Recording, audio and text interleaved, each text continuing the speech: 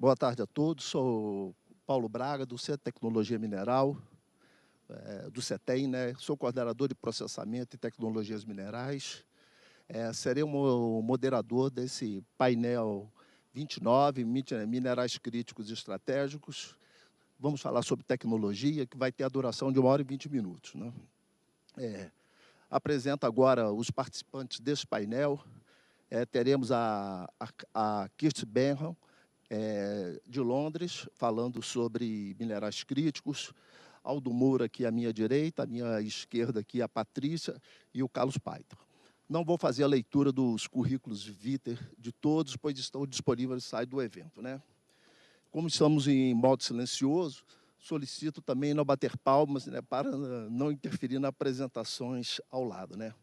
Perguntas poderão ser feitas via QR Code que está aqui no fundo na tela. Né? Então, vamos dar início à sessão e eu convido a Kirsty para fazer a sua apresentação. Kirsty, por favor, você tem 10 minutos.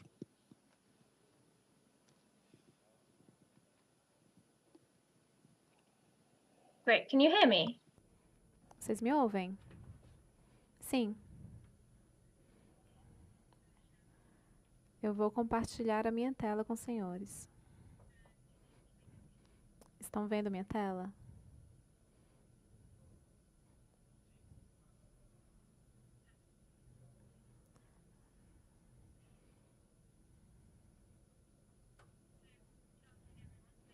Boa tarde a todos e eu agradeço o convite para falar hoje. Meu nome é Kirsty Benham, eu sou uma das fundadoras da Associação de Minerais dos Estados Unidos, do Reino Unido, desculpem.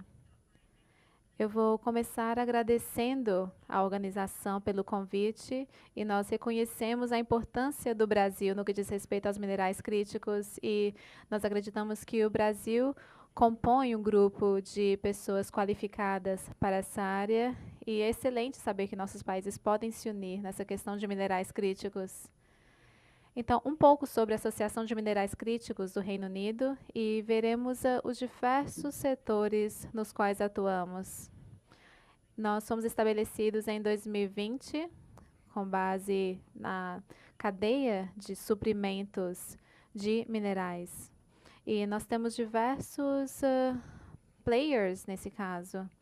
E estamos também bastante ativos na questão da transição energética. Nós temos membros internacionais, esses são alguns dos exemplos que temos para mostrar, e há diversas colaborações estabelecidas entre esses membros.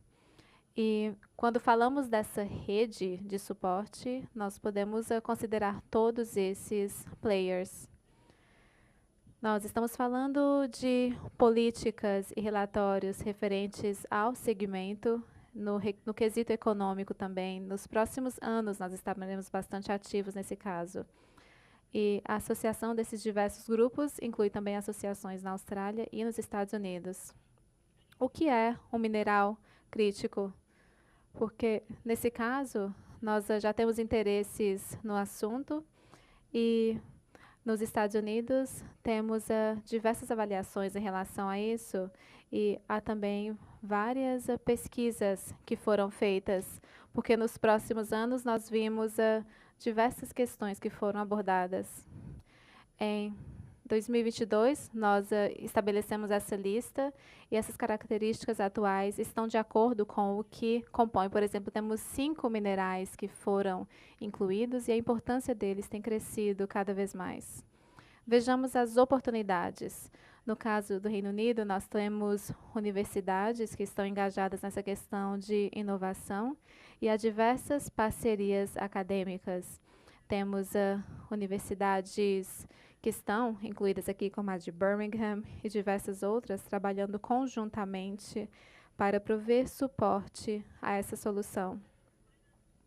Temos o Centro de Finanças em Londres também, e há diversas iniciativas de ESG que estão inclusas nesse processo. Temos também bastante transparência em relação ao processo.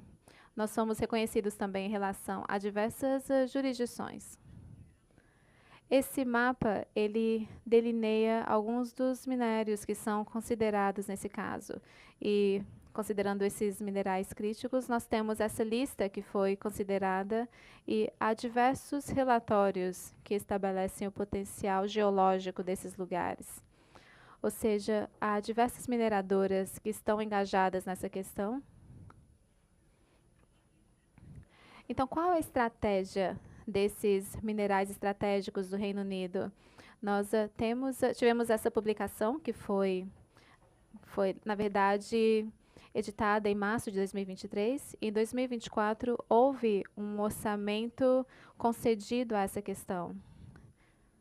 Esses financiamentos estavam todos atrelados a esse tipo de mineral e houve 75,5 milhões de libras que foram dedicadas a essa questão.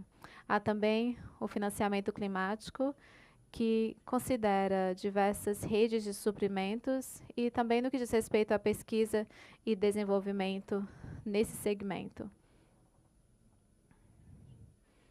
Um componente-chave nesse caso, enquanto falamos de estratégia, é a questão de agregar outros parceiros internacionais. O Reino Unido é parte dessa parceria de minerais estratégicos e isso inclui também a Austrália, a República da Coreia, a Arábia Saudita, a África do Sul, Cazaquistão e Zâmbia. Em outubro, houve um evento no qual essa questão foi abordada, no dia 3 de outubro de 2024. E um resultado que temos dessa parceria bastante duradoura é o fato de que houve essa publicação que delineia detalhes referentes a esses minerais e materiais correspondentes, e desse modo conseguimos estabelecer essa parceria em potencial. Ou seja, estamos falando de uma questão combinada de valores. Temos 14 bilhões de libras e houve também um investimento de 27,6 bilhões e o valor agregado nesse caso correspondeu a um retorno de 78 bilhões. Ou seja, estamos falando também de 25 bilhões de libras que foram consideradas com uma questão de vendas de 76,7 bilhões. E 78 bilhões de libras foram correspondentes ao setor de eletrônicos. Há uma conexão entre todas essas indústrias para que tenhamos, de fato, um ambiente transparente no que diz respeito aos minerais críticos. Diversos eventos foram organizados por meio da associação e temos as maiores mineradoras do mundo envolvidas e houve também o nosso evento, que é bastante significativo nessa área. Nós tivemos também delegações que estavam inclusas e estavam em colaboração em relação a esse fator. E tivemos também uma questão de 5,5 bilhões de libras correspondentes a esses minerais estratégicos. Com os nossos membros, nós chegamos a esse valor agregado e, quando falamos de DRM e ambiente, nossa experiência nessas estratégias também estão diretamente atreladas a trajetórias futuras. Outras atividades também envolveram um encontro com a delegação comercial de Cazaquistão e Mongólia, que fizeram a visita ao Reino Unido. Eu também participei de um workshop sobre minerais estratégicos em Chicago.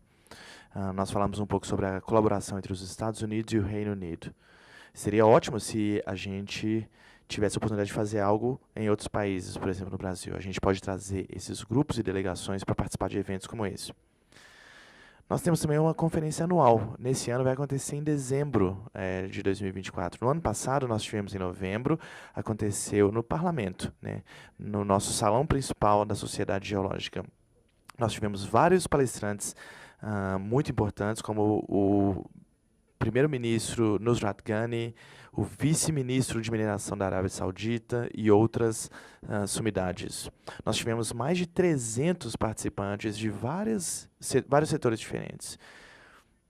Nós tivemos empresas da área de manufatura e reciclagem também. Nesse ano, essa mesma conferência acontecerá no dia 2 de dezembro. Bom, para resumir, qual que é a estratégia do Reino Unido em relação aos minerais críticos. Londres é um dos epicentros financeiros do mundo. Nós temos um ambiente de boas empresas de mineração que estão desenvolvendo estanho, tungstênio. Nós temos empresas de reciclagem, de processamento e estamos procurando parceiros no Brasil para que possamos estabelecer parcerias. É isso que eu gostaria de falar sobre a estratégia do Reino Unido. Aqui estão os meus dados de contato. Por favor, fiquem à vontade para entrar em contato caso você tenha alguma dúvida. Nós também temos o nosso website com todas as informações disponíveis. Muito obrigada.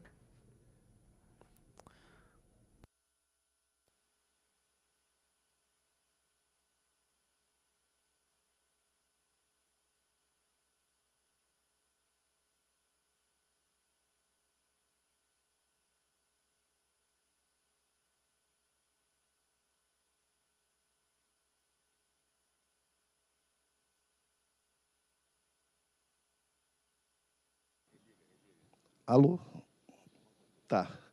Não, então vamos dar continuidade aqui, convidando o Aldo, né? Aldo é engenheiro de Minas e possui mestrado em administração e negócios pela Kellogg School of Management, possui também curso de pós-graduação realizado em instituições. Atualmente é o diretor executivo da Accenture na Austrália e Nova Zelândia, onde lidera uma prática de consultoria para mineração. Ele vai nos agraciar aqui com a palestra Avanços da Tecnologia na Exploração de Minerais Críticos. Seja bem-vindo, Aldo. Obrigado, Paulo. Obrigado ao IBRAM e toda a organização do Congresso pelo convite. É uma alegria estar aqui com vocês, né? Patrícia, Carlos, Paulo, Cristi. Eu vou tentar ser breve no conteúdo que eu trouxe, mais como uma provocação.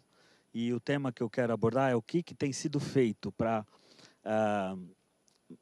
avançar na mineração de minerais críticos e até um pouco quais são os motivadores, quais têm sido os motivadores da indústria para esse avanço tecnológico e como isso, de certa forma, está compondo uma transformação, uma reinvenção da indústria mineral.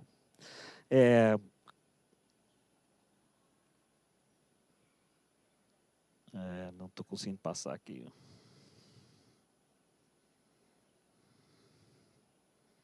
Vamos lá. Bom, então esse é o tópico. Acho que eu vou conseguir.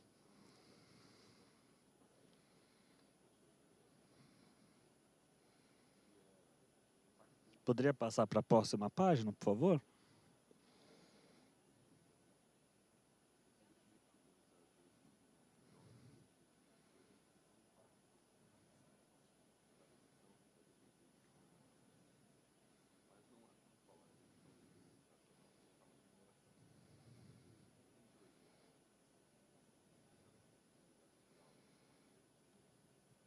Mais uma página, por favor. Aí.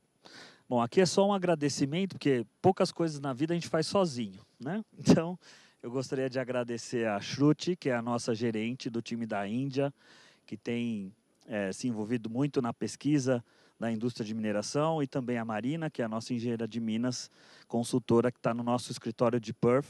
Então, está aqui o perfil delas e me ajudou muito aqui na preparação desse conteúdo e também para estar aqui com vocês. Próxima página, por favor. Então, 4 tópicos aqui que a gente vai cobrir nessa apresentação. O que tem direcionado essa demanda, né, de minerais críticos, qual tipo de inovação tem sido utilizado para atender a essa demanda, qual o papel, né, de dados e do digital technology para isso, e, por fim, como isso implica numa reinvenção da indústria. Então, essas são a estrutura que eu trouxe aqui para a gente discutir. E aqui, pessoal, do lado esquerdo dessa página, uma página que eu queria explorar um pouquinho com vocês, dentro da cadeia de valor dos metais críticos, quais são as forças aí que estão impulsionando isso, né? Então, os 2 primeiros temas que eu destaquei ali são ligados à descarbonização, à nossa transição energética e também os desafios ESG. Então, existe, né, uma mudança da sociedade, do que se espera da cadeia de valor da mineração e também da cadeia energética, e isso tem uma relação umbilical com como nós produzimos energia. E isso tem direcionado, então, uma maior demanda por vários desses minerais. Além disso, né, o próprio crescimento populacional já há quase 3 décadas tem mudado completamente o perfil da demanda da indústria de mineração. As cadeias de valor, principalmente pós-pandemia, elas têm mudado também o footprint da indústria mineral. Então, um exemplo, né, o que tem acontecido nas políticas públicas e também no investimento privado na América do Norte em relação à produção na própria América do Norte de minerais críticos é um exemplo dessa mudança, desse footprint. E, por fim, né, é uma questão aí de garantia de alguns materiais essenciais para o futuro da produção energética, né? Exemplo aí as terras raras, onde existe atualmente ainda uma concentração muito grande na produção desse tipo de material. E aí do lado direito, né, o que isso tem refletido nos processos tecnológicos? Aqui é uma lista não exaustiva de onde a indústria tem investido. No material completo da apresentação, a gente tem um caso de uso para cada um desses itens, eu não vou passar por todos, né? Mas só para citar alguns, né? O biolithium é um exemplo, né? O briquetting aqui no Brasil, que ficou há alguns anos sendo muito estudado, e hoje é uma tecnologia madura que está sendo implementada com um alto rendimento, né, no alto forno, né, mudando a característica do material de alimentação, né, a disposição e o desaguamento de materiais através da disposição hidráulica para a produção, para deposição de rejeitos de mineração, um processo completamente inovador graças à ciência de materiais para a fundição de alumínio, que é o ELYSIS, eu vou cobrir um pouquinho disso, e por aí vai. A gente tem, acho que a minha apresentação sumiu. A gente tem o uso de micro-ondas, né, como uma preparação de minerais e rochas para o processo de cominuição, enfim, são várias tecnologias que estão recebendo investimento e sendo testadas para que se transforme o processamento mineral. E isso é muito como um resultado dessas forças de demanda que eu exemplifiquei aqui. Próxima página, por favor. E aqui alguns, só para ilustrar os compromissos assumidos por muitas mineradoras de vários países, com vários tipos de composição acionária diferentes, mas todas elas linkadas à transição energética e à descarbonização, e que, por sua vez, requer uma mudança de como se faz a produção mineral, né? E você não consegue ter resultados diferentes, aqui no caso, no que diz respeito à produção e emissão de carbono, produção mineral e emissão de carbono associada, se você continuar fazendo a mesma coisa, do mesmo jeito. Então, você tem que transformar o seu processo, e você não faz isso de forma rápida. A gente está falando de hard science, né? Estamos falando de ciências que demora para você conseguir converter. Então, dados esses exemplos, aqui a gente traz também o quão sensível é o tema de minerais críticos, do ponto de vista, inclusive, geopolítico, né? Diferentemente de commodities minerais de alto volume, de bulk commodities, né, como carvão, minério de ferro, alumínio, né, a disponibilidade de alguns dos nossos minerais críticos, ela tem um risco geopolítico ou geográfico, ou ambos, né, bastante diferente do que a gente está acostumado na mineração de alto volume. E isso traz uma sensibilidade adicional para a cadeia de valor que requer esses minerais. Aqui eu vou trazer alguns exemplos, né, desses processos inovadores. Eu trouxe só 3, mas, novamente, eu vou disponibilizar a apresentação completa para a equipe. O primeiro é o bioheap-leaching, ou seja, é um processo muito distinto, né, e o Rio Tinto criou essa companhia, a Knutson, né, que usa esse processo. É um processo muito distinto na hora de você fazer o leaching, com o uso de uma bactéria, né, e que reduz significativamente, né, a liability do ponto de vista ambiental, com produção, praticamente zero de rejeito, né, e um rendimento de massa de mais de 80%. Então, isso não se faz do dia para a noite, requer muita pesquisa e vários tipos de habilidades, né, de disciplinas distintas para chegar num processo desse. O outro, como eu já comentei, é o briquete, né? Então, briquete e pellets, né, eles têm características similares, mas não são as mesmas. Então, o objetivo sempre aqui é como é que você traz uma uniformidade na alimentação do alto forno com uma resistência mecânica mínima e num processo produtivo que não requer tanta energia para se produzir e não emitir tanto carbono. E o próximo exemplo é o Elysis, que é uma joint venture aí de duas empresas, né, grandes players aí do mundo ocidental na produção de alumínio, em se criar um anodo inerte. Então, tem uma ciência de materiais super bem aplicada aqui para se criar um anodo que vai durar mais e que no processo de fundição, ao invés de ele emitir CO2, ele emite oxigênio.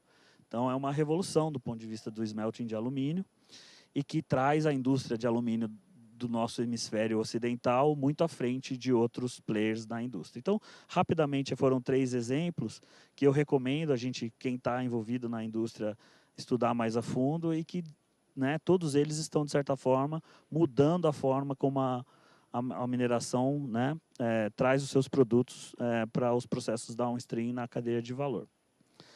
E aí, qual é o papel, né, dentro desse modelo de novos processos minerais ou metalúrgicos, ou ambos? O que muda em relação ao nosso flow sheet, né, o nosso fluxo de processos tradicional? São as tecnologias digitais que nos possibilitam tirar o máximo desses processos, né? Então, cada ou a maioria desses processos produz muitos dados e que, se bem utilizados, você consegue ainda mais aumentar o seu rendimento de processo, aumentar a sua recuperação mássica, aumentar a sua recuperação metalúrgica e, por sua vez, reduzir a sua pegada ambiental. Então, o Machine Learning, com todos os dados, nós temos uma lista aqui de use cases que a gente dentro da Accenture já tem, né, para aplicação de Machine Learning em cada um desses processos tecnológicos. A gestão dos ativos, né, das usinas, os equipamentos com uma inteligência digital. E agora, mais recentemente, a partir de uma base de dados tanto estruturada quanto não estruturada, você criar modelos, né, onde você consegue aplicar a inteligência artificial generativa, que vai, junto com os operadores desses ativos, né, trazer um rendimento mais alto.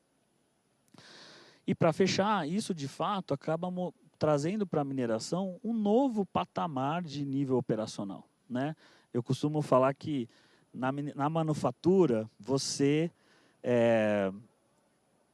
tem um conjunto de matérias-primas, cada um deles com um controle de qualidade muito bem específico, né? Inputs ali no seu processo que vão garantir uma qualidade ao longo da sua cadeia, e ao final você vai trazer produtos, né, automóveis, equipamentos domésticos, eletrônicos, de alta complexidade, né? Então, você traz ali, no início da cadeia do seu processo produtivo, você tem produtos que são muito bem especificados e, ao final, uma complexidade naquele produto. Na mineração é meio que o inverso. Você tem uma matéria-prima extremamente complexa que está no subsolo, que você não conhece muito bem, que tem múltiplas variáveis, e aí você, né, faz a redução daquele tamanho, você vai segmentando aquilo em materiais mais simples ao longo do processo, e ao final você traz um produto que é conhecido como uma commodity, né, de uma estrutura muito simples. E, para você fazer isso, você tendo tecnologias digitais que vão te trazer o controle desse processo ao longo de cada uma das suas operações unitárias, você com certeza vai ter inúmeros ganhos de eficiência, seja na questão de segurança, de sustentabilidade, de controle de custos, né? E também na habilidade de tomar decisões com dados e de forma eficiente, sem precisar ali ter sempre aquela experiência do operador. Aí eu trouxe alguns números de uma pesquisa que nós fizemos para a mineração, sobre a transformação digital. Quem quiser ter mais informações pode entrar nesse site, pode baixar o nosso app. Nesse app você consegue receber online sempre os alertas de cada uma das pesquisas que a Accenture traz. E estou aqui à disposição, Paulo, para perguntas e discussão do fórum. Obrigado. Obrigado, Aldo. As perguntas a gente vai deixar após a apresentação de todos aqui, né? Vou convidar agora o Carlos Paiter, né?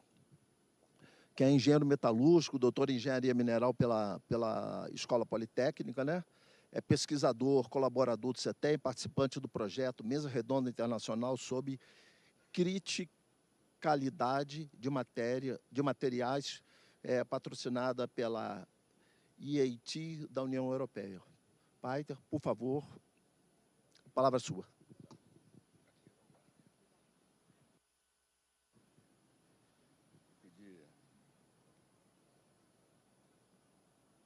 Licença para falar em pé, porque eu vou tentar fazer... Ah, tá. Desculpe.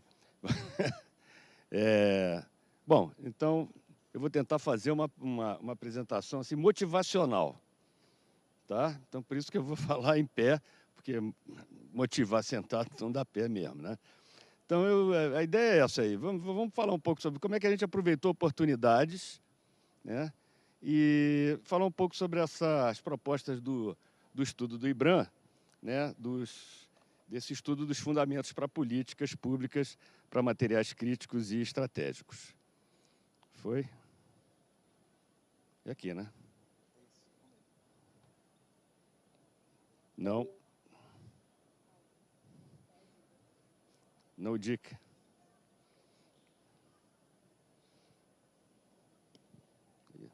Acho que eu vou ter que falar sentado. Pode colocar isso no seu bolso, ou então aqui no pescoço, olha. Que aí ele não fica caindo. Bota no bolso. Empresta, por favor. Pronto, faz favor.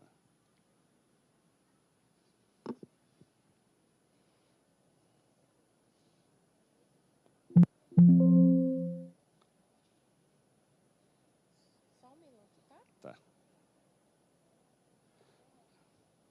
Vai? Bom. Sim? Continua, não? Ah, tá, ok. Eu devia ter trazido meu cachorrinho para ir fazer os malabarismos aqui enquanto a gente espera. Mas ô Carlos, o que está acontecendo, antes da pandemia, né, Paulo, era uma novidade quando a gente tinha as nossas reuniões nas salas e depois fomos para salas virtuais. Isso. E agora nós estamos numa nova fase, porque aqui é um Teams presencial. Né? Então estamos todos com uma tela e o fone de ouvido, mas não estamos atrás do computador, a gente está na frente. Então demora um pouquinho para a gente se adaptar nesse Teams presencial. Pode voltar uma atrás aí, por gentileza? Dê um salto. Aqui. O verde é para frente. Esse aqui. Ah, pronto, aí. Olha só, não, mas ainda tem um antes, por favor. Aí, ótimo. Vou falar de 2 estudos de caso. Um vocês devem estar, já ouviram centenas de vezes, tá? Mas eu trabalho nesses 2 estudos de caso, então eu posso explicar melhor o que eu, digamos assim, vivenciei, tá? Ontem mesmo o Ricardo Lima, que é diretor-presidente da CBMM, esteve aqui e já falou várias coisas. Eu vou falar um pouco sobre nióbio, o caso do nióbio, né, o desenvolvimento do nióbio no Brasil e como a tecnologia foi importante para isso. E o nióbio é considerado um mineral crítico, estratégico, né, para o Brasil e crítico para o resto do mundo. E vou falar das joias ornamentais. Por que as joias ornamentais estão aqui? Elas não são críticas nem estratégicas, né? Mas pela definição do Brasil, elas são estratégicas. Né? Por quê? Elas geram... Mais baixo? Tá, desculpe. Bom, vou falar mais baixo. As rochas ornamentais, elas têm a exportação de rochas ornamentais no Brasil faz com que o Brasil seja o 4º ou 5º maior player mundial. Tá? E isso também foi proporcionado pela introdução, pela absorção de uma tecnologia. Tá? Outro dado importante que eu peguei do CAGED, que é a base de dados de empregos no Brasil, nós pegamos, né, é que as rochas ornamentais geram aproximadamente aí 10.500 empregos diretos no Brasil e o nióbio, né, a cadeia do nióbio, CBMM, CEMOC, Taboca, talvez mais alguma empresa, eu estimei em 4 mil, porque não tem esse detalhamento no CAGED. E, como vocês veem, as exportações, 33 bilhões aí acumuladas, né, de 2000 a 2023, e 23 bilhões para rochas ornamentais. Bom, qual é o aspecto peculiar que eu queria pontear, que eu acho que pouca gente, todo mundo lembra, mas talvez pouca gente fale, né? O fundador, quer dizer, a CBMM, a mina não começou a ser operada pela CBMM, tá? Tinha uma empresa antes.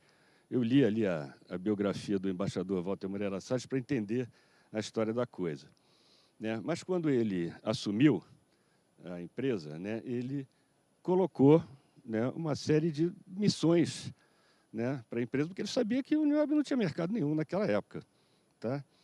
E eu achei interessante o que está escrito no site da empresa, né, que o nosso trabalho está ligado ao desenvolvimento da tecnologia do nióbio no Brasil, a construção e ampliação deste mercado.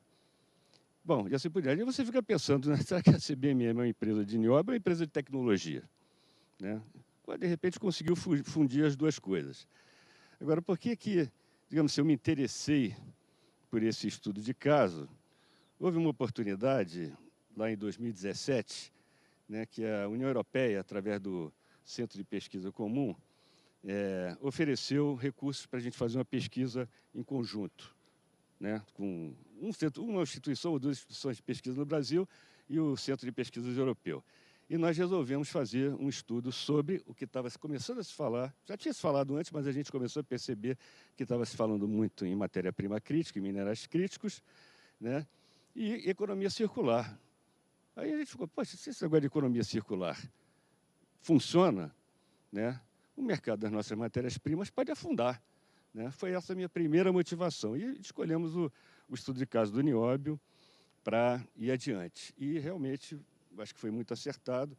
A CBMM teve assim, uma participação maravilhosa, permitiu que mais uns pesquisadores curiosos bisbilhotassem a beça a empresa. É claro que nós trabalhamos sempre com uma cláusula de sigilo, né? Mas podemos perceber, né, como é que a empresa é tocada e quais são os seus objetivos tecnológicos. Aquela história da Toshiba, né, da consórcio com a Toshiba da bateria, estava começando naquele momento. Então, aí na linha do tempo da empresa, que também está no site da empresa, a gente pode ver quantos episódios, né, digamos assim, voltados à tecnologia estão presentes, né? Desde lá da descoberta, né, da mina em 53, o programa de tecnologia do nióbio, parece que nessa época o Molycorp estava envolvido, né? Aprimoramento do nióbio metálico, né? Muito importante, né, o que foi desenvolvido no Centro de Pesquisa de Metais Refratários em Lorena, lá o professor Daltro Pinatti. Depois a inauguração do Centro de Tecnologia de Araxá em 99, esse Centro de Tecnologia na Suíça, né, o Centro de Pesquisas de Materiais e Processos Metalúrgicos de Araxá, e assim vai, parceria com a Toshiba, comemoração dos 40 anos da cooperação técnica com a China, o lançamento do Prêmio CBMM de Ciência e Tecnologia, que é muito legal, muito importante, né, premia, né, o pessoal adora premiar artistas e atores, né, a gente premia muito pouco, e também os autores, né, os nossos literatos, né, mas premiar cientista já é mais difícil, né? Então, esse prêmio é uma coisa muito interessante que eles investiram e está rolando, né?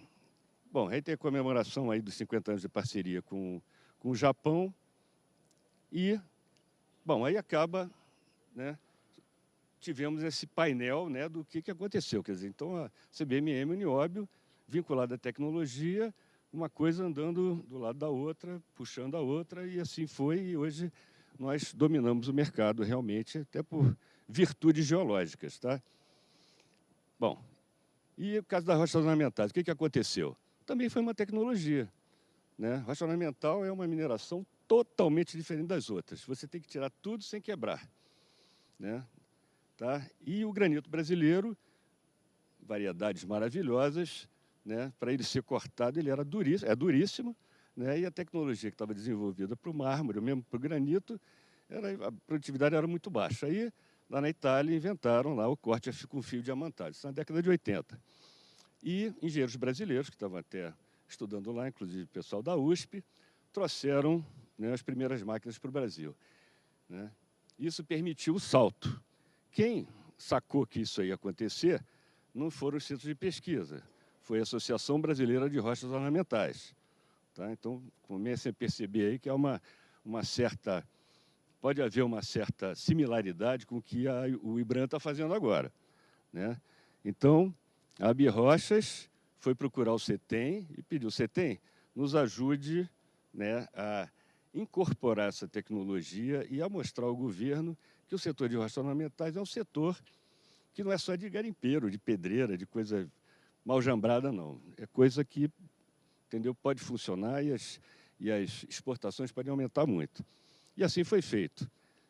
O seu mérito é da Abirochas, principalmente, mas eu acho que nós ajudamos muito, inclusive o governo brasileiro, né? A Apex ajudou a Abirochas a levar o produto brasileiro nas feiras internacionais, na China, onde vocês quiserem, Estados Unidos, Itália, né? Divulgou a beça, né? O Brasil hoje tem feiras internacionais importantes, como a Feira de Cachoeiro, tinha a Feira de Vitória também, e na área tecnológica, nós pudemos contar com o apoio do governo, algumas linhas de financiamento, e foi uma junção mesmo, foi um consórcio muito positivo, que todo mundo participou.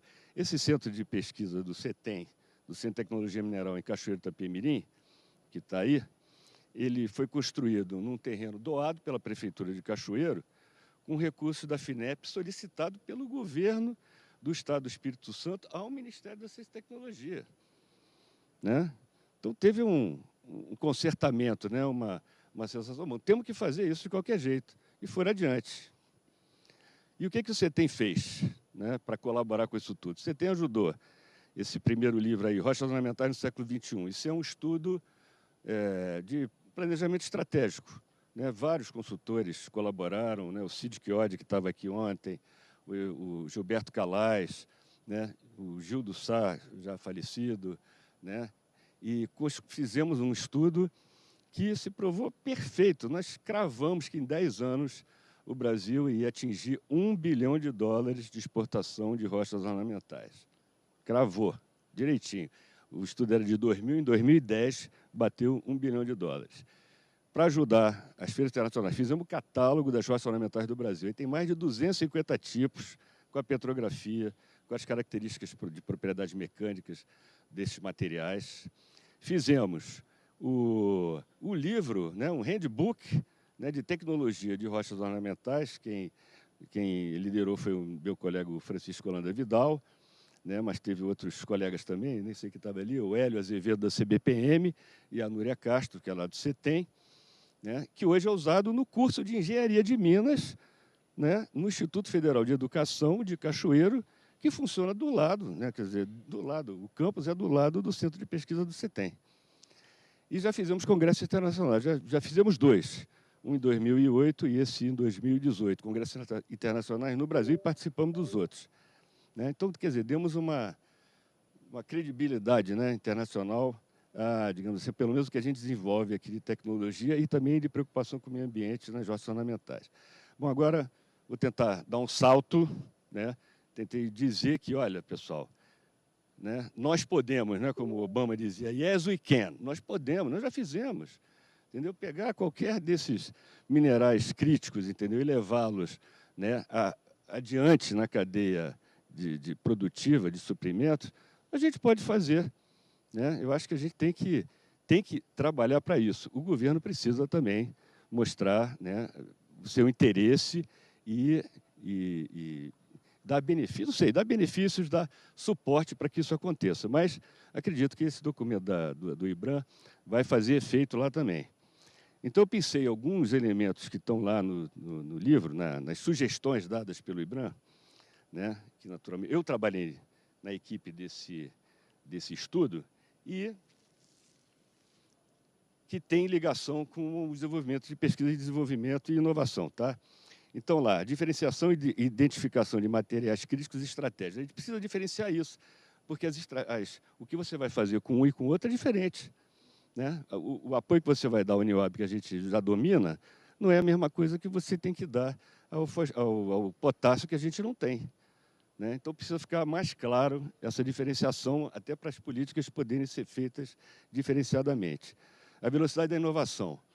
Está acontecendo coisa muito rápida. Hoje nós estamos pensando no lítio, mas tem bateria com base em sódio também sendo desenvolvida ao mesmo tempo. Será que elas vão competir? Será que o sódio vai passar à frente?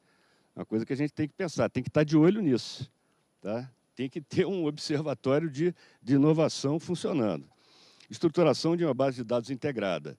Isso eu vi lá na Europa, lá no Centro de Pesquisa Comum, lá na Itália, né? O Joint Research Center tem o Raw Materials, agora esqueci, Raw Materials Evaluation System, alguma coisa assim. E tem tudo que você pode imaginar de informação sobre os minerais críticos para a Europa, que já são vários estudos que foram feitos, né, em sequência, e legislação, tudo que vocês podem imaginar já está lá. E é uma espécie de uma central de inteligência da coisa, que fornece informações para as políticas, tanto dos países membros como da própria UE. Bom, priorizar os...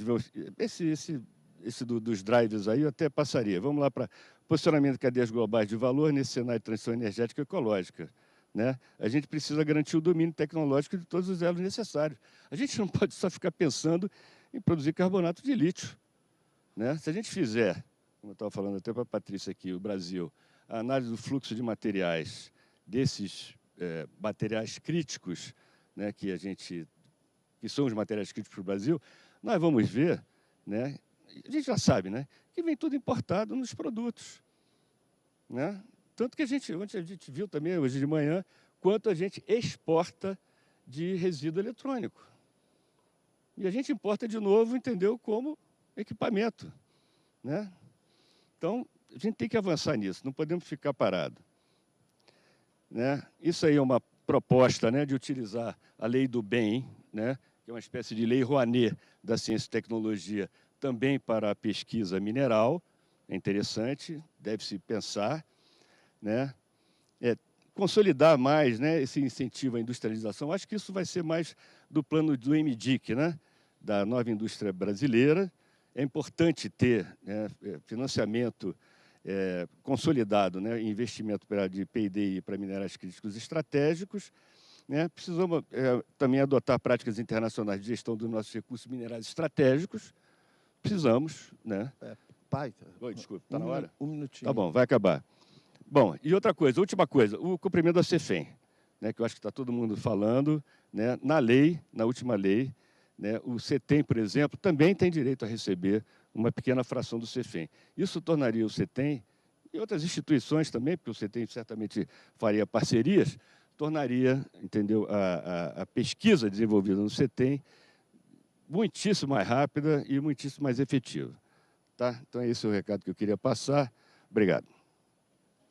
Obrigado, Peter. Então, na continuação aqui,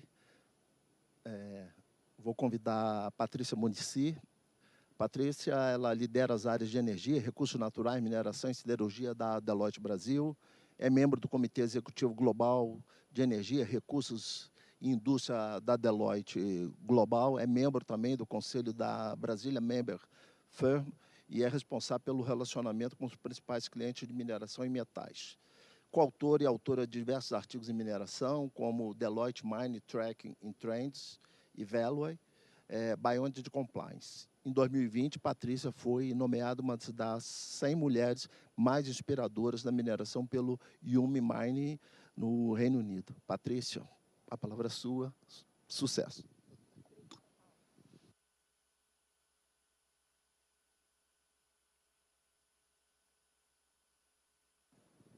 E agora? Foi? Ok. Bom, boa tarde. É um prazer estar aqui com vocês. Eu vou ter uma abordagem um pouquinho diferente, né? Acho que a gente já teve diversos painéis sobre minerais críticos. Todo mundo já sabe, né, os principais. mas eu queria abordar um pouco a parte geopolítica, né? O que está acontecendo nesse cenário geopolítico e dizer um pouco, até o que o Peiter colocou, né? Mostrar um pouco em números essa questão da nossa exportação e do que a gente importa e o quanto isso gera uma dependência, e a gente vai vendo o quanto isso vai afunilando para algumas nações, o que explica também a preocupação de muitas nações, né, que até estiveram aqui presentes, Estados Unidos, Reino Unido, Comunidade Europeia, em termos da preocupação com relação à concentração e à dependência de alguns países para isso. Então, falando um pouquinho, né, o que são, por que eles são importantes para essa economia global. A gente fala... Está funcionando? Tá, né? A gente tem diversos estudos e pesquisas sobre como descarbonizar cada um dos segmentos e tudo mais, mas eu acho que é muito importante a gente olhar também para, e é claro que a gente está falando de extremamente impulsionado pela transição energética, mas a gente fala talvez pouco da parte de tecnologia, né? A gente teve recentemente a guerra dos chips, né? Então a gente tem boa parte desses minerais concentrados, a produção do chip, dos chips que a gente usa, né, de alto processamento, 90% vem de Taiwan. Então, se a gente for olhar os componentes desses chips, mostram que os poderes geopolíticos aí ficam afetados bastante com relação a essa globalização que acabou tomando um volume, uma proporção bem grande aí nesses últimos 20 anos. E aí, falando um pouquinho, né, quem são as principais nações nesse sentido?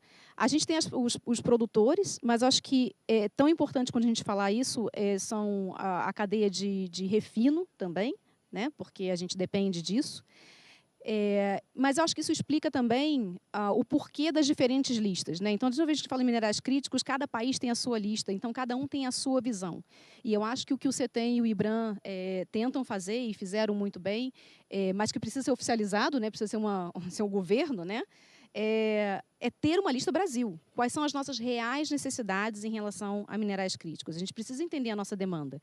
E isso é um trabalho que ainda está muito nebuloso, né? Assim, a gente tem vários estudos, vários fundamentos, várias pesquisas, mas para isso se tornar uma política pública efetiva que atrai os investimentos corretos e que a gente consiga progredir e fazer o que foi feito com rochas ornamentais ou com outros exemplos, outros excelentes exemplos que o Peiter trouxe, a gente precisa dessa clareza em relação ao caminho a ser seguido. Então, falando um pouquinho de por que eles são importantes, a gente falou aí da descarbonização, né? De novo, a Deloitte participa de diversos estudos, tanto para o governo americano, o governo de UK, para a comunidade europeia, né? A gente participa desses estudos com relação a qual é a demanda, qual é a oferta de minerais críticos. A gente participa, às vezes, até das comitivas desses governos, indo aos outros países, no sentido de fomentar a exploração, que é algo que a gente precisa fomentar, né? A gente vai olhar aqui um pouco de como o Brasil poderia potencializar isso. E aí, olhando um pouco para a questão do que precisa, né? Essas fontes são públicas, mas o que você precisa, né? Se a gente está falando de descarbonização, e aí é óbvio que essa ótica, acho que é sempre importante, quando a gente olha esses números, a gente entender que todos esses números, toda essa demanda é calculada em cima de uma visão europeia, norte-americana, inglesa, né? Então, a gente precisa realmente entender se esse é o caminho e se essa vai ser realmente a demanda.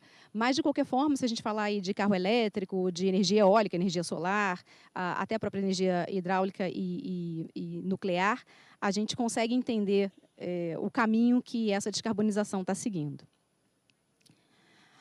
E aí, falando um pouquinho como é que esses minerais podem ser protagonistas nessa transição, né? A gente tem aí a demanda, né? A demanda por energia limpa, e a gente tem os países que estão mais investindo. A gente sabe que a gente ainda está muito dependente, e vai continuar sendo bastante dependente por um bom tempo dos combustíveis fósseis, mas isso é algo que, nessa transição, a gente vai ver algumas políticas que estão sendo lançadas e que a gente tem que olhar com muitos bons olhos essa clareza que se tem de quem tem as reservas, quem produz e quem refina, para que a gente possa entender também qual é o impacto disso na transição energética como um todo, do planeta como um todo. Falando um pouquinho de quem produz, né? A gente tem aí a questão da distribuição das reservas, né? Então, a gente tem terras raras, níquel, lítio, grafite, cobre e cobalto, só como os principais. É claro, em quase todos, o que tem de comum em quase todos esses estudos é que China, Austrália, a República Democrática do Congo e o Brasil têm um enorme potencial como isso, né? Estima-se aí que só a América Latina tem 120 bilhões de dólares até 2030, esse seria o mercado, uma estimativa de mercado. Agora, a gente tem um ponto muito importante que tem que ser abordado. O tempo médio para uma mina entrar em produção comercial, segundo a Standard & Poor's, é de 15,7 anos, quase 16 anos. Isso é muito tempo, considerando a demanda que é prevista para esses minerais. E há a necessidade crítica da gente fazer a transição energética o mais rápido possível. Então, a gente vai elencar aqui o que a gente tem trabalhado com alguns governos de como agilizar esse processo, não só o processo de pesquisa e desenvolvimento, como fomentar também a parte de exploração e simplificar. Simplificar não significa baixar a régua, mas simplificar o processo de licenciamento, que é um problema em todos os países, tá? É algo que demora muito em todos os países. Se a gente for olhar quem produz, a gente já começa a ver uma concentração que, sob a ótica de poderes, né, equilíbrio de poderes no planeta, isso já começa a haver uma concentração maior. Então, a gente está olhando ali, por exemplo, só para pegar o exemplo de terras raras, 61% sendo produzido na China. Mas acho que mais importante do que isso é quando a gente olha para o refino. Então, a gente tem 61% sendo produzido na China, mas a gente tem 92% sendo refinado na China. Ou seja, a gente depende da China para vários desses minérios por questão do grande investimento que foi feito ao longo de várias políticas, a gente vai até elencar algumas aqui, de incentivo realmente a entrar mais downstream na cadeia e que é algo que a gente realmente precisa pensar. E aí, falando um pouco da demanda, é natural que os países que estão investindo mais na descarbonização e na transição energética, na eletrificação, são os países também que estão, nesse momento, demandando mais desses minerais e que vão precisar, e aí, obviamente, a gente tem aí uma perspectiva até 2040, mas essa demanda é muito importante para a gente entender aonde a gente se coloca. Se a gente for olhar os demais países, né, as economias emergentes, você vê que a demanda ainda é muito pequena, mas muitas delas, e se a gente for olhar as listas, né, que são colocadas de materiais críticos, muitos desses países da América Latina colocaram, por exemplo, um mineral crítico, e é o mineral que eles produzem, então não necessariamente é a demanda. Então, às vezes, a gente tem um pouco de dificuldade de analisar essa demanda sob a ótica global por conta dos parâmetros que são utilizados. E aí, onde o Brasil se posiciona? Né? O que a gente pode fazer? Eu estive aqui ontem, hoje, e vou estar aqui amanhã. A gente vê uma série de estudos, uma série de ideias não faltam, né? Projetos e políticas não faltam, mas a gente está muito atrasado no mundo. Então, para a gente não perder essa oportunidade, inclusive econômica, de desenvolvimento do país, a gente precisa realmente agir, mas agir rápido, né? E a gente está vendo, só para colocar aí o tempo, né?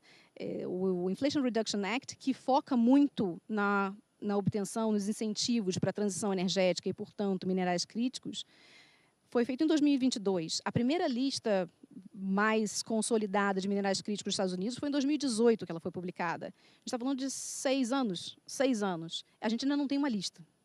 E ter uma lista é importante. Ter uma lista oficial é importante para dar o norte de quais vão ser os investimentos e onde a gente quer que a economia privada siga. A gente tem aí o Green Deal na Comunidade Europeia, mais recentemente teve o Critical Raw Materials Act também, então, e a política da China, né, de realmente incentivar, subsidiar, se for possível, mas ter esse controle do refino. Aqui todo mundo sabe, mas eu acho que é sempre importante a gente dizer, principalmente quando a gente tem gente de fora ouvindo a palestra. Né? O Brasil tem uma matriz energética extremamente limpa. E é impressionante, porque por mais que a gente fale isso nessa comunidade aqui, toda vez que eu vou para fora, ainda tem uma surpresa com esses números. Então, acho que a gente precisa falar mais, a gente precisa divulgar mais, porque isso aqui tem muito impacto de onde esses minerais estão sendo refinados. Eu vou mostrar um outro gráfico para vocês. E boa parte desses minerais estão sendo refinados à base de carvão. E a gente está comprando. Então, ok, a gente está... economicamente faz mais sentido, mas eles estão sendo colocados para o outro lado do mundo, sendo refinados à base de carvão, para poderem voltar para cá.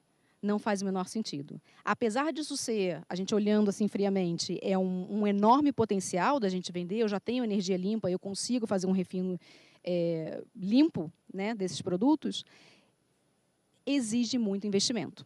Então, é algo que a gente precisa realmente ter uma política. E sem governo, gente, não adianta, porque na economia privada, o que você vai fazer? Você vai fazer conta, né, de quanto vale e você não pode perder competitividade. Então, você realmente precisa trabalhar com o que é mais eficiente sob a ótica de competitividade. Mas cabe ao governo analisar a sua dependência de determinadas nações, a concentração em determinadas nações, de onde esses produtos estão vindo e o quão limpo eles são produzidos. E aí eu ressalto algumas políticas que a gente deveria abraçar com muito calor, como, por exemplo, a nova regulamentação do CBAM na Europa. Isso pode ser um divisor de águas em relação a quem produz de uma forma mais limpa e quem não produz de uma forma mais limpa. Você poder rastrear a pegada de carbono e poder ter um imposto, isso pode ser um grande diferencial. Então, se mais países adotarem isso, a gente consegue ter, sim, um incentivo ainda maior para utilizar a nossa matriz energética, a nossa matriz elétrica, que já é extremamente limpa, e aí, sim, ter um diferencial competitivo. Agora, para isso, precisa de política, precisa de governo, porque essa orquestração, essa avaliação do risco geopolítico, isso cabe ao governo, e não às empresas, não ao setor privado. A gente já tem as reservas, né? A gente já tem reservas bem consolidadas dos principais minerais, e como acho que o Peter ressaltou uma coisa muito importante, a gente tem que estar sempre observando os novos materiais que vão surgir. Porque existe pesquisa e desenvolvimento sendo realizado no mundo inteiro. Então, a gente precisa entender se realmente vão ser esses os minerais, porque isso vai mudando.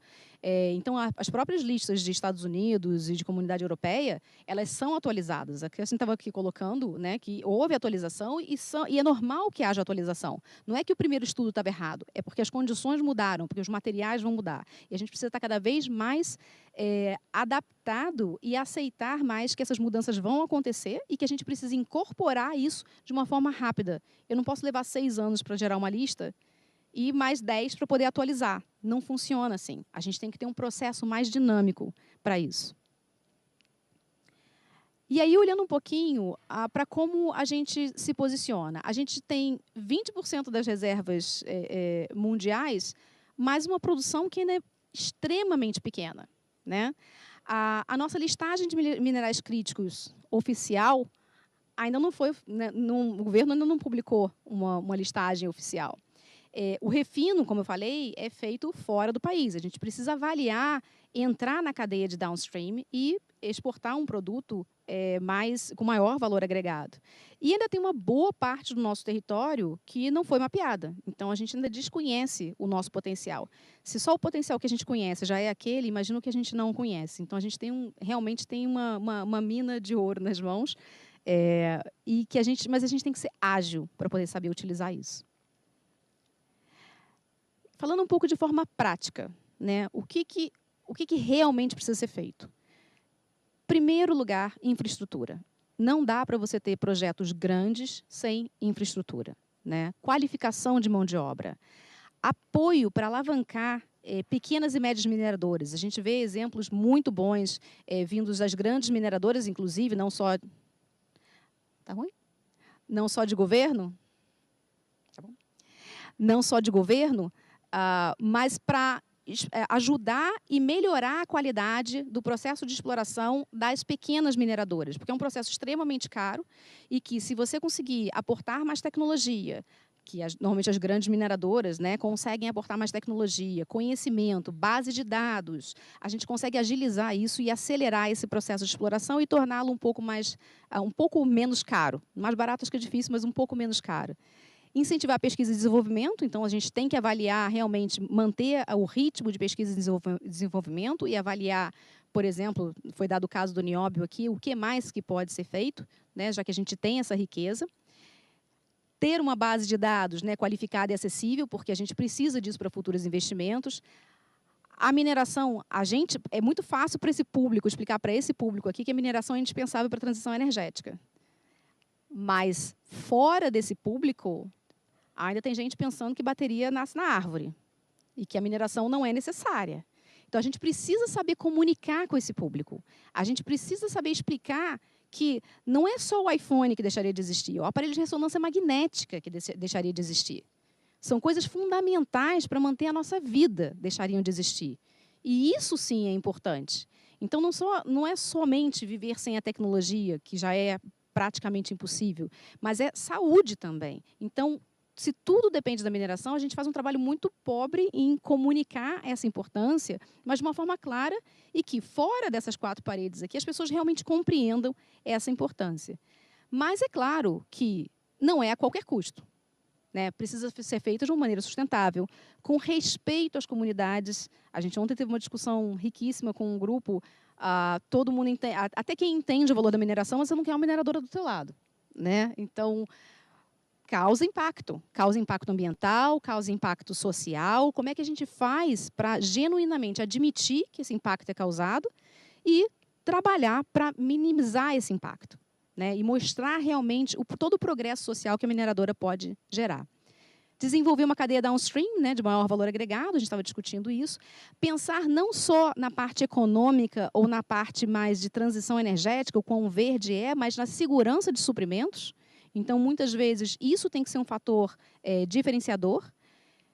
E muito do que, se a gente perguntar para qualquer investidor estrangeiro por que a gente não recebe mais investimento, não dá para falar em melhorar a nossa segurança jurídica, né? A gente adora rever uma lei, a gente adora rever o passado, né? Aquela história de que no Brasil a gente não consegue nem garantir o passado, é verdade, e isso afasta os investimentos. Se leva 16 anos para eu conseguir uma produção comercial de uma mineradora, como é que eu posso fazer um investimento hoje para algo que daqui a 16 anos é que vai atingir produção comercial, sem ter uma segurança jurídica, né? Sem ter uma garantia de que aquele contrato vai ser honrado, que as condições vão ser aquelas. Então, a gente tem que parar com essa mania de ficar mudando a regra do jogo o tempo todo, porque segurança é muito importante para atrair investimento. E reduzir a burocracia. A gente tem visto alguns exemplos, inclusive lá de Perth, Western Australia, né, e do Canadá, onde toda a parte de licenciamento está sendo simplificada. Simplificada no sentido de você tem um ponto para submeter toda a documentação. Todas as análises vão continuar sendo feitas com a rigorosidade que eram feitas antes, mas é um ponto de contato. Só isso, você já agiliza muito o processo de preparação dessas informações, análise dessas informações. Então, não é nada ciência espacial que a gente está falando aqui, não. São coisas bastante simples, mas que otimizam muito esse processo de licenciamento, que é um processo muito custoso para a mineração. E não só para a mineração, afasta investimento. Por quê? Eu não sei quanto tempo vai levar para eu obter uma licença. Se eu não sei quanto tempo vai levar para obter uma licença, eu não consigo, eu tenho uma margem, eu tenho um risco naquele projeto, naquele investimento, que é gigantesco. Então, isso é extremamente importante também que a gente pense dessa forma. E aí eu não passei por todos os estudos, mas para quem quiser, a gente deixa o link aí da página e tem todos os estudos, tem todas as referências que eu usei e também os meus contatos para quem quiser discutir mais isso. Paulo. Obrigado, Patrícia. Na continuidade, eu vou apresentar aqui também o passador, por favor. Entendeu?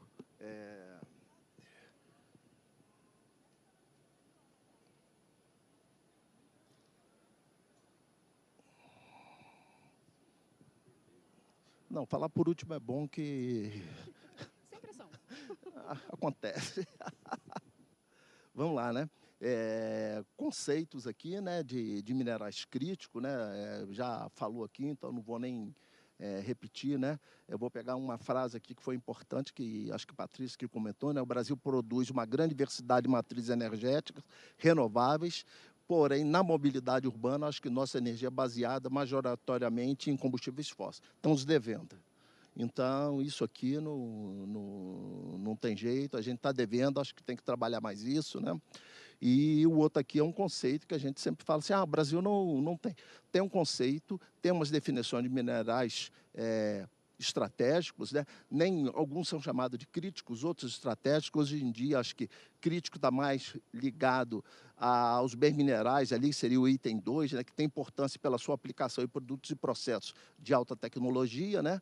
Mas também, na minha opinião, essa lista aqui que foi publicada em 2021 já está superada, já está ultrapassada. Eu acho que tem que ser modernizado. Concordo com o Paiter quando ele falou das rochas ornamentais, né? Eu acho que ele se encaixa ali no outro conceito ali, que seria mineral estratégico moderno, aqueles que são importantes para um país, seja por sua abundância ou carência. No caso aí, abundância, acho que as rochas ornamentais é um exemplo disso, né?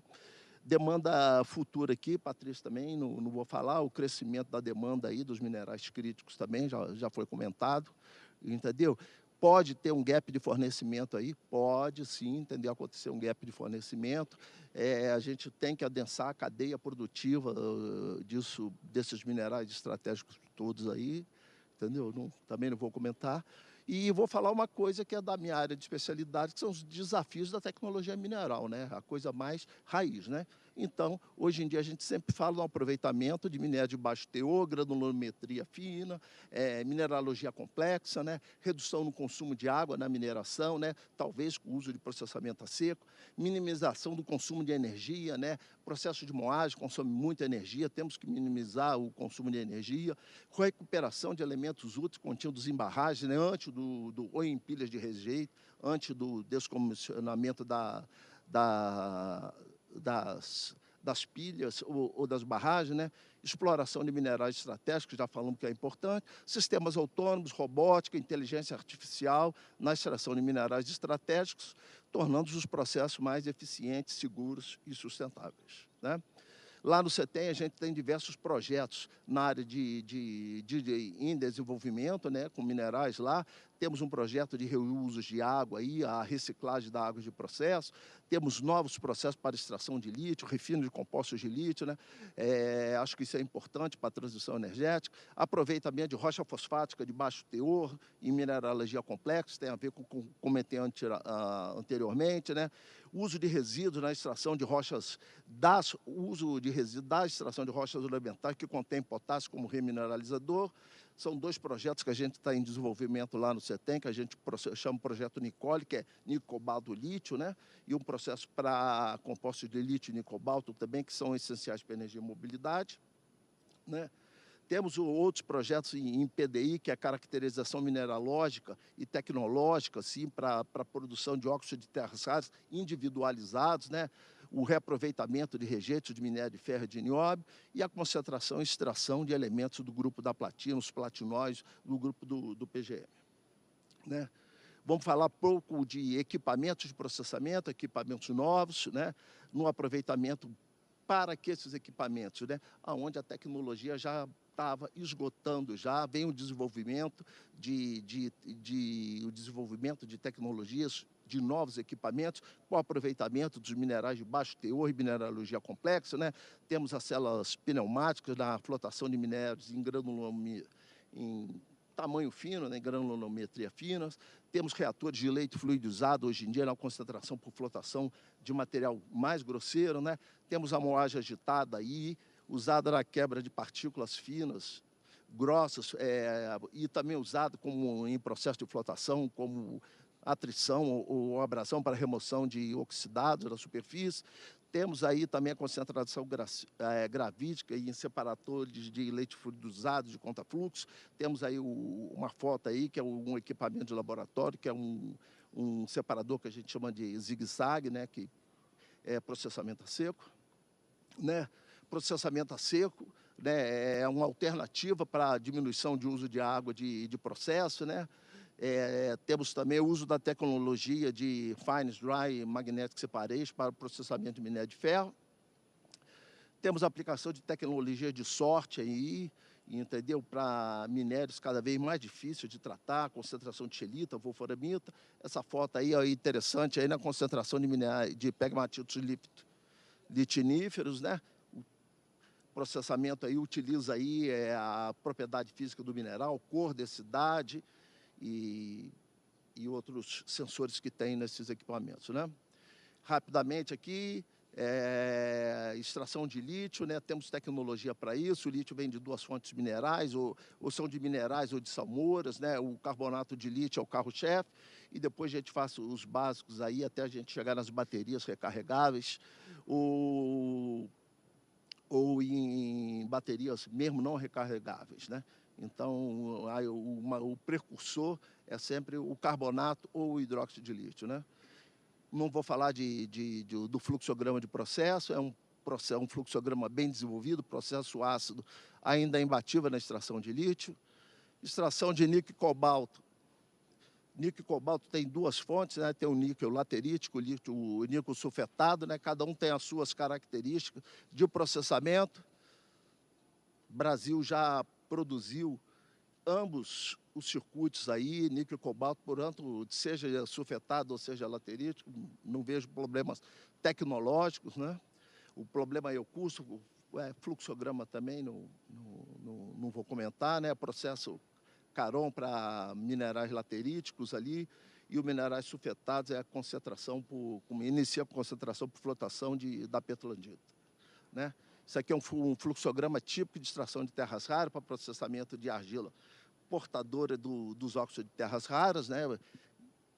A extração de argila iônica aí, um fluxograma que lá a gente tem essa tecnologia dominada aí, também tecnologia nacional, isso aqui, adaptada muitas vezes, entendeu?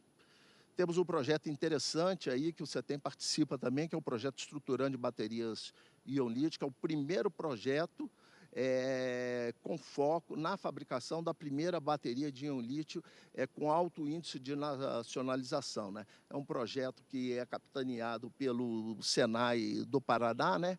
Que vai proporcionar colocar o Brasil na vanguarda das indústrias de baterias de íon-lítio e tecnologia relacionada, né? A gente quer fazer elevar um nível de maturidade para a TRL7 aí, com o desenvolvimento das células padrão, né? Capacitar recursos humanos na produção dessas células de íon-lítio padrão e apoiar o desenvolvimento da cadeia produtiva aí, doméstica sustentável para a indústria brasileira, né? Temos aqui, vamos finalizando aqui, né? O que a gente tem que fazer, afinal de contas, né? Alavancar o setor de minerais estratégicos, precisamos de investimento de PDI, diversos aqui já comentaram isso, né?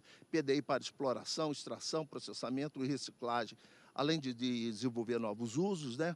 As empresas, em parceria com os ICTs, investem seus recursos para a atividade de PDI em minerais estratégicos. Existem desafios significativos a serem superados. Impacto ambiental também já foi comentado, segurança no abastecimento, acho que Patrícia falou também, problemas de natureza geopolítica, necessidade de inovação tecnológica, e os recursos são direcionados desde a prospecção e pesquisa até a obtenção de novos materiais ou ligas à base dos minerais críticos, né? Acho que o outro passou aqui. Aqui do lado aqui um desenho aqui que é uma resolução da INP, né? Que eu acho que condensa tudo isso que a gente comentou, né? Investimento em PDI para a formação de recursos humanos, para infraestrutura, para engenharia básica, para apoio à instalação laboratorial, capacitação técnica de fornecedores, estudo de bacias com aquisição de dados e pesquisa em meio ambiente, ciências sociais, humanas e ciências da vida. Bem, gente, era isso que eu tinha que apresentar, né? E vamos abrir agora para... a gente ainda tem alguns minutos aqui para algumas perguntas, né? E a primeira pergunta eu vou fazer para o Aldo, né? Eu vou quebrar um pouco o protocolo aqui. Eu vou fazer uma pergunta num rápido bate-papo que eu conversei com ele rapidamente, né? Então... Quebrando, Aldo, você acha possível o lítio extraído de fontes de rocha dura competir com o lítio extraído de salmouras? Sim, não obstante, é um momento muito desafiador, né? Eu acho que existe quase que uma crença para você continuar no segmento aí de spodumênio. Então, tive na Argentina semana passada, no norte da Argentina, lá nos Salares de Salta, e a competitividade do brine ela é muito grande, né? Então, o que foi dito aqui da gente melhorar a nossa competitividade na cadeia produtiva, usando inclusive métodos produtivos mais eficientes, acho que é um grande desafio para o nosso norte de Minas Gerais, né? E não é diferente na Austrália Ocidental, tem muita operação de lítio espodumênio. Então, eu acho que é o desafio cada vez maior com a situação que nós tivemos do preço recentemente. Então, é um incentivo, ao mesmo tempo um desafio para quem está nessa indústria de rocha fresca de lítio se reinventar. Quer dizer, então, que você acha que a salmoura ela ainda vai continuar competindo, né? Porque existe uma preferência, né? Dizem que os fabricantes de bateria preferem o lítio de rochas duras, né? Que dá uma pureza mais elevada. Você que está trabalhando também, esteve visitando lá os Salares lá na Argentina, o que você acha disso? A diferença é que você consegue, por exemplo, a Rio Tinto ela desenvolveu para a Rincon uma resina que você consegue muito mais fácil no teu processo de absorção os 4 noves que você precisa no carbonato de lítio. Então, e com um preço mais competitivo. Então, mesmo que você tenha que adicionar novas operações unitárias, só de você partir do brine, né, da salmoura, você já está, do ponto de vista da curva de custo, à frente. Claro que o processo de espodumênio, né, da rocha fresca, se você seguir ele todo, você tem uma chance muito grande de chegar no mesmo nível de pureza ao longo do processo, com uma tecnologia mais conhecida, mas ela acaba sendo mais cara, até pelo gasto que você tem na comminuição. Ok, obrigado. Agora, Carlos Paiter, uma pergunta para você, né? Você citou 2 casos aqui, né? E a pergunta é, o que houve de comum entre esses 2 casos aí, na sua opinião? Você falou o caso do nióbio e o caso das rochas ornamentais, né?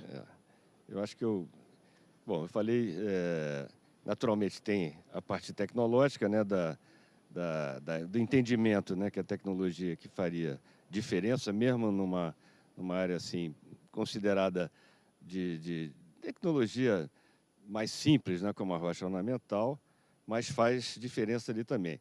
E segundo aspecto interessante, interessante não era óbvio, né?